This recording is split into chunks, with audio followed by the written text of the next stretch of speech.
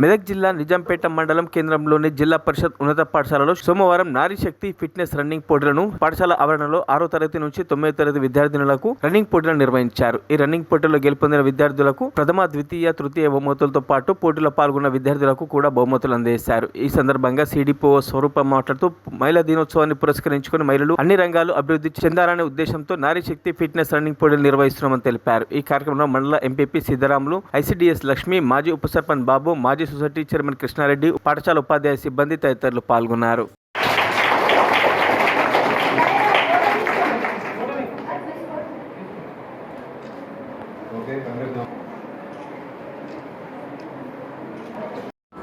నేను CDPO Ramanpet, ICDS project Ramanpet. నా పేరు స్వరూప. ఈరోజు కార్యక్రమానికి మనకు నారీ యువశక్తి రన్ ఫిట్కి మార్చ్ 9th మనకు గవర్నమెంట్ ఆఫ్ ఇండియా నుంచి మనకు ఉమెన్స్ డే ప్రోగ్రామ్ సందర్భంగా మనకు ఈ రన్ ఫిట్ గురించి, నారీ శక్తి గురించి మనకు మండలానికి మరిన్ని అప్డేట్స్ కోసం మా ఛానల్ని సబ్స్క్రైబ్ చేయండి.